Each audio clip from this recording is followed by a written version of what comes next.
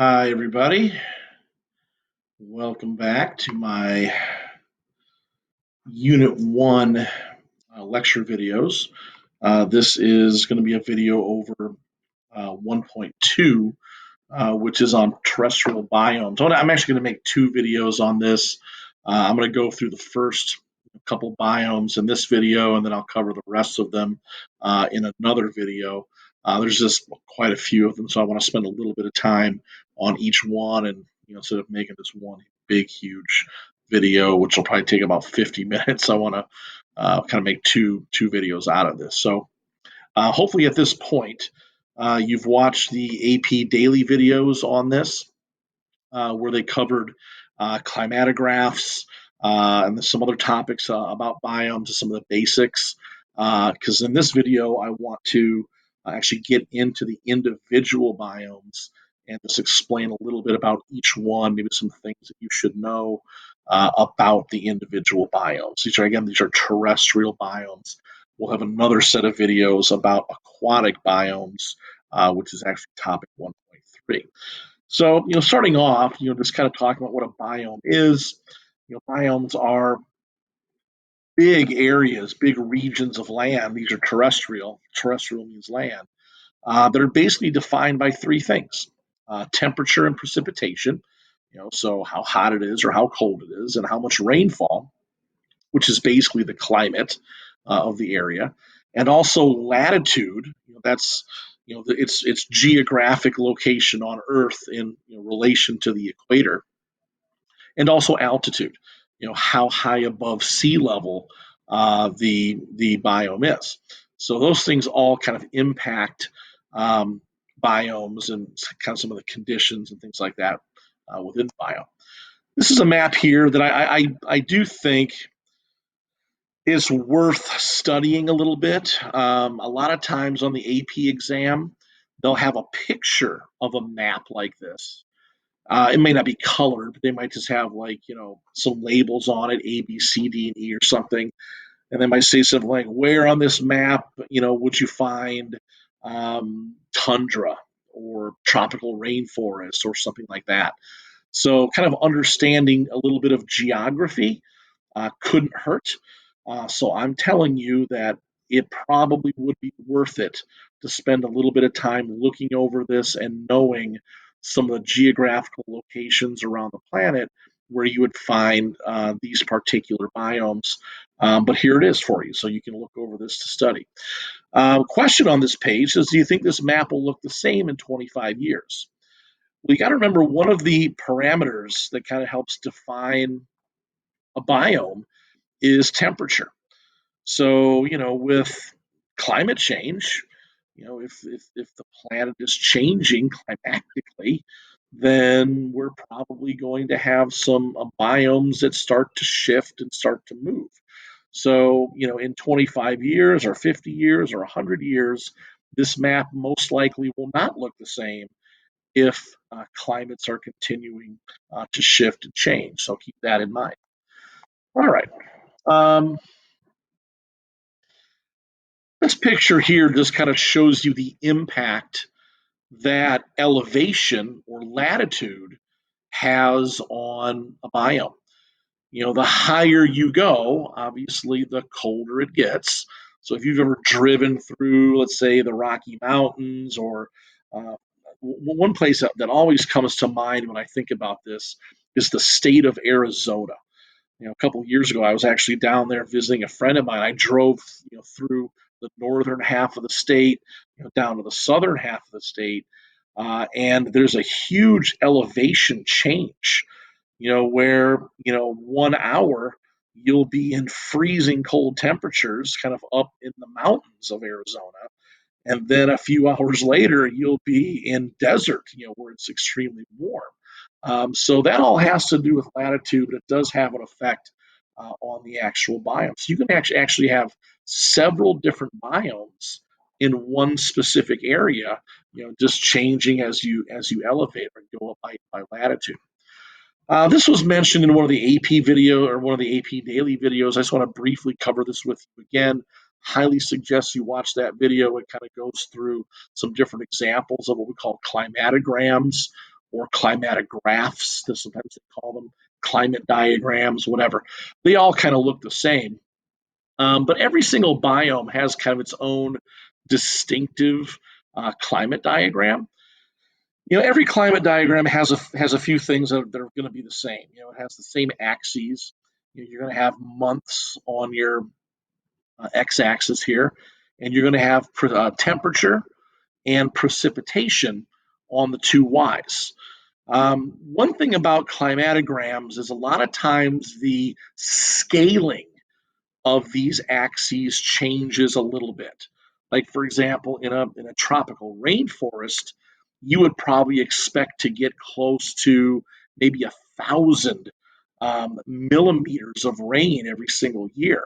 Whereas in another biome you might get less than 100. So it'll probably be scaled a little bit differently depending on the biome, but just keep an eye out for that type of thing.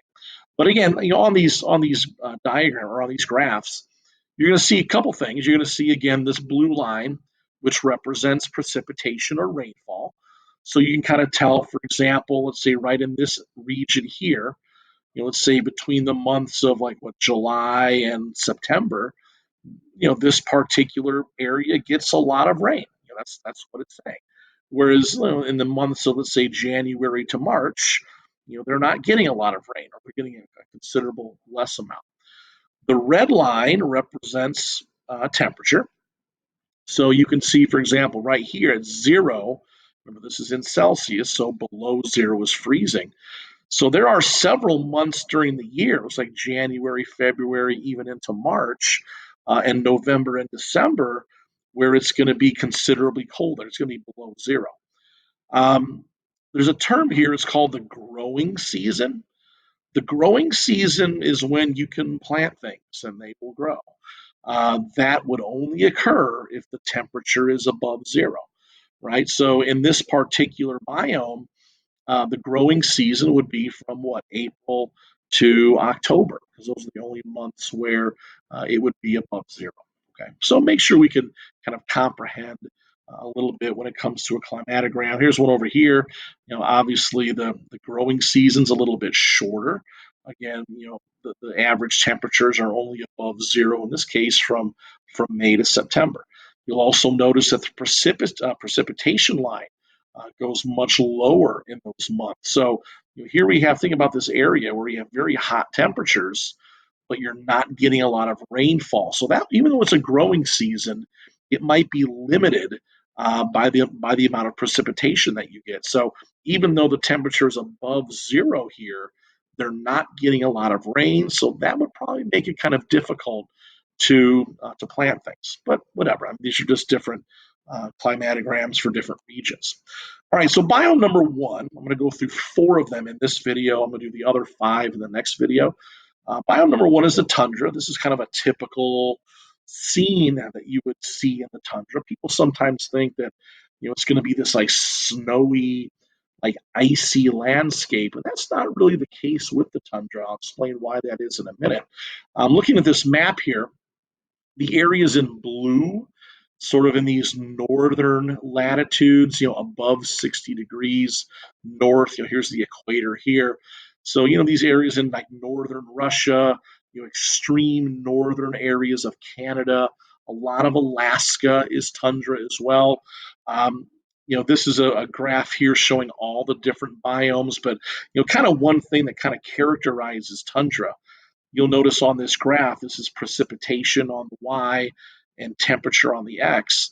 The tundra obviously is a very cold area, but it doesn't get a lot of precipitation. It doesn't rain a lot there. It doesn't snow a lot there. So you don't see a lot of snow on the ground because there really just isn't that much. It just doesn't come down very much. So keep that in mind with tundra. Some characteristics of tundra. There's not a lot of, I'm not going to say not a lot of plants, but there's not really any trees in the tundra. And the biggest reason why is because of something called permafrost. Permafrost is frozen soil. It's so cold in the tundra that plants and roots can't really dig deep into the soil to support themselves. So any type of plant life that you're going to have is going to be very small, very short. Lichens and mosses are plants that instead of growing tall, they spread. So I'm going to go back real quick to this picture, and you kind of see there's a little bit of greenery here. There's a little bit of it's kind of brownish and green. A lot of this is lichens that are just spreading across the surface. You'll also notice a lot of like pools of water, like puddles on the ground. The reason why that is even though it doesn't rain a lot in the tundra, the water just can't get into the soil because the soil is so frozen. So, the result of this is you get a lot of like puddles on the ground, a lot of, again, kind of short growing plants. Um, the soil is not really very nutrient rich. It's not really an ideal place to grow things, mainly because of low amounts of precipitation and very cold temperatures. Again, those are just some characteristics of tundra. Here's another picture here. You do see some snow in the background a little bit, but again, they don't get a lot of precipitation in this area.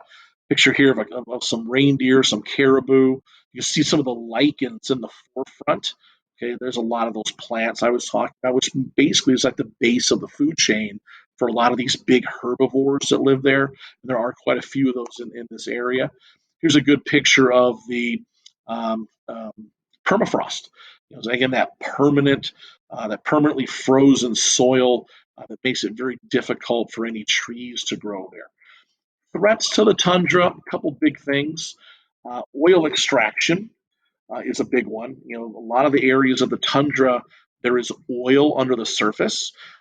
So a lot of oil companies like to drill in those areas. That's led to a lot of pollution and disruption of food chains. Global warming, that's causing a melting of the permafrost. This is actually a really interesting thing. I'm going to go back to this picture here of permafrost. In a lot of these places in the tundra, below the ice, below the subsoil, that permafrost, there's a lot of bacteria that live there, and they've been underground for thousands and thousands of years. And those bacteria produce a gas, actually two gases. One of them is called methane, and one of them is called carbon dioxide. And those are greenhouse gases, which we talked about a couple weeks ago. If that permafrost is starting to melt because of global warming, those gases get released. And when those gases go up into the atmosphere, they actually contribute more to global warming. So it's kind of a big problem if all that permafrost starts to melt and all those gases go up into the air.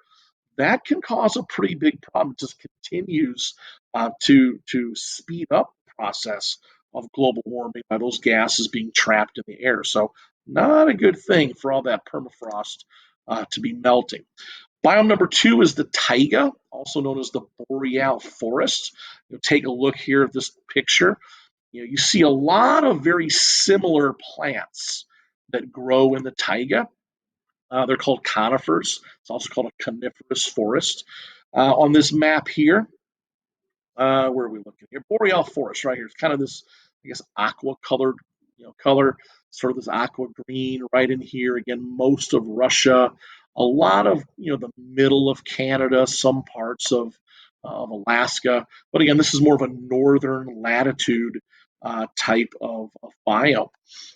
Just a few things about the taiga.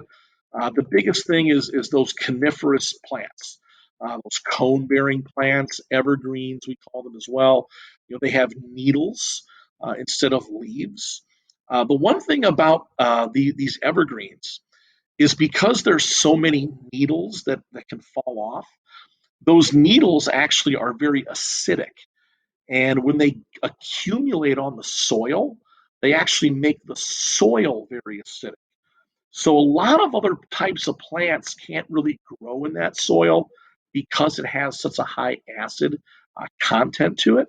But again, that's just one of the hallmarks of that boreal forest. Cold winters, so the growing season really isn't that long. If you want to go grow soybeans or corn, you probably don't want to move to the taiga or the boreal forest. So again, just a few characteristics here.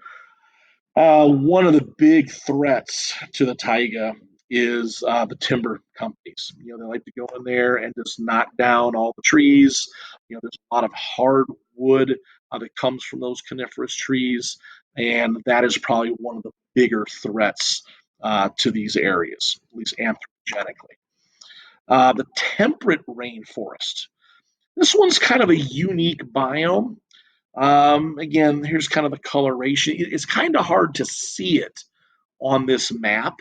I'm going to point out a couple of places where you're going to find it. One of them is kind of right along the western coast of the United States and Canada, kind of up here like Vancouver, British Columbia, Seattle, Washington, maybe even down into Oregon and maybe some of the northern areas of California.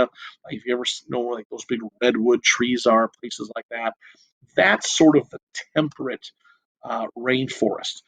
One thing that separates the temperate rainforest, from the taiga is it's a little bit warmer and there's a little bit more rain. Okay, so they call it a rainforest because of the amount of rain that they get. Seattle, Washington is kind of notorious as being a temperate rainforest.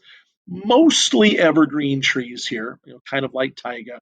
But there's also what we call deciduous trees. So these are trees that will lose their leaves, like maple trees and oak trees and things like that. It is primarily a coastal biome.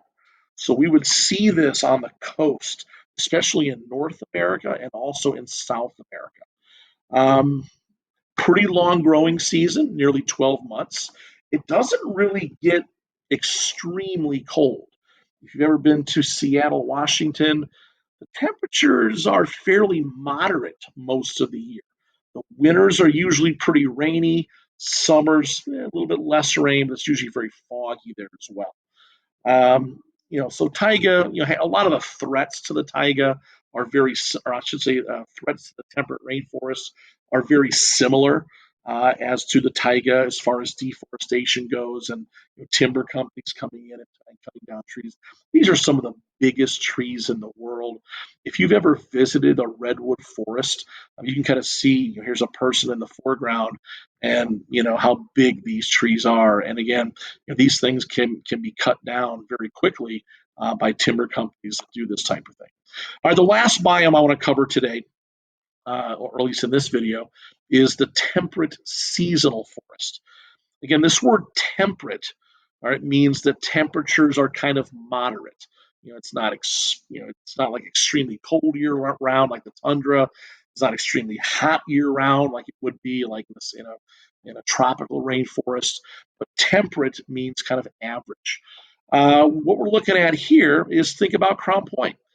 Think about the Midwestern part of the United States here, a lot of the eastern coast of the U.S., most of Europe is temperate seasonal forests. Well, think about seasons. If you have all four seasons, then it's probably temperate seasonal forest. Like you have a distinguishable winter versus summer versus fall and versus spring.